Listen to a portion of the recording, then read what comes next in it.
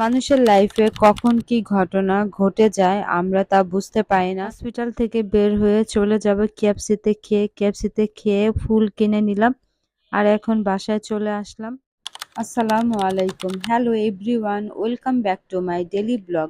কেমন আছেন সবাই? আমি তো আলহামদুলিল্লাহ আপনাদের দোয়া অনেক ভালো আছি। আমি আর আমার শাশুড়ি নফল রোজা রেখেছি।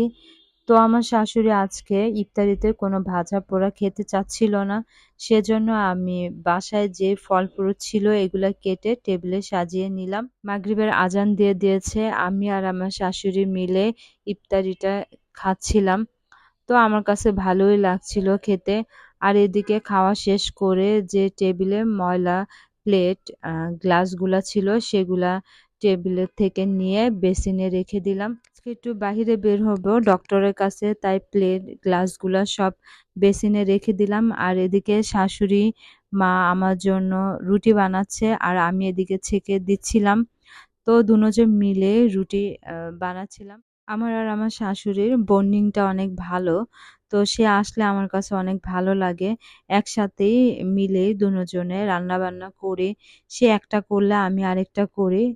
এইভাবে আমাদের দিনকালগুলা সুন্দরভাবে কেটে যায়। আমি ২-৩টা রুটি বানিয়েছি, কিন্তু আমার রুটিগুলা দেশের মানচিত্রর মতন হয়ে গিয়েছে, কিন্তু আমার শাশুড়ির মতন এত সুন্দর হয়নি। রুটি বানানোর পর টেবিলে বসে পড়লাম খাওয়া দাওয়া করার জন্য।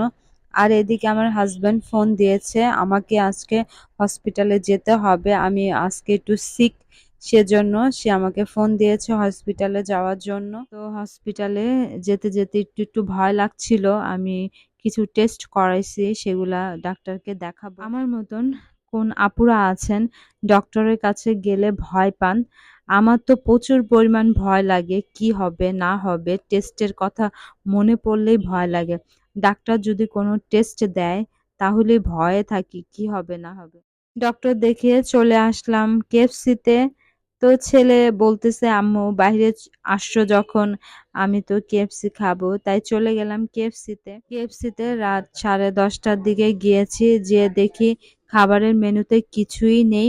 যেই কয়টা আইটেম আছে সেই কয়টা আইটেমের থেকে একটা আইটেম অর্ডার দিয়ে দিলাম। আমার আবার ক্রাশাস অনেক পছন্দ, আমি আর আমার ছেলে 2টা ক্রাশাস নিয়ে নিলাম। খাবারটা তো অর্ডার দিয়ে আসলাম, কখন সার্ভ করবে কে জানে।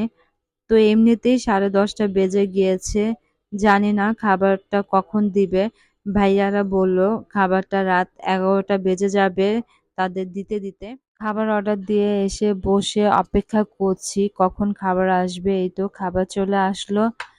তো আমরা এখানে তাড়াহুড়া করে খাবারটা খেয়ে নিচ্ছিলাম। কেএফসির খাবার মোটামুটি ভালো লাগে, কিন্তু আমি বাহিরের খাবারটা বেশি পছন্দ করি না।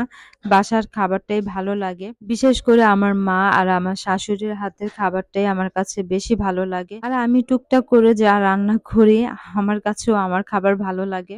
তো এই তো খাওয়া দাওয়া শেষ করে চলে যাচ্ছি বাসায়। আমার ভিডিওটি যদি আপনাদের কাছে ভালো লাগে তাহলে লাইক কমেন্ট শেয়ার করে আমাকে সাপোর্ট করবেন। যারা ইউটিউব পেজ থেকে আমার ভিডিওটি দেখবেন প্লিজ আমার চ্যানেলকে সাবস্ক্রাইব করবেন আর আমার পাশে থাকবেন। আর আমার পেজে সুন্দর সুন্দর কমেন্ট করবেন আর আমার পাশে থাকবেন। আমি ঘুরে ঘুরে দেখছি কি নিব। আমার একটা ভিক্সও লাগবে, ঠান্ডা লেগেছে, তো ভিক্স নিয়ে নিলাম। ডক্টর যে মেডিসিনগুলো আমার প্রেসক্রাইব করেছেন সেই মেডিসিনগুলা এই দোকান থেকে কিনে নিচ্ছি। আর এই দোকানে সব ধরনের মেডিসিনই পাওয়া যায়। বনানীতে যদি আমি যাই সব সময় চেষ্টা করি কিছু না কিছু ফুল কিনে নিয়ে আসতে। আমার কাছে ফুল অনেক অনেক ভালো লাগে। কার কাছে কেমন লাগে আমি জানি না, কিন্তু আমার কাছে ফুল অনেক ভালো লাগে আর আমি ফুলকে অনেক ভালোবাসি। আর এই দোকানের ফুলগুলা আমার কাছে আরো বেশি ভালো লাগে। অনেক সুন্দর সুন্দর ভ্যারাইটিস ফুল পাওয়া যায় এই দোকানে, তাই এই দোকান থেকেই সবসময় আমি ফুল কিনে নিয়ে যাই।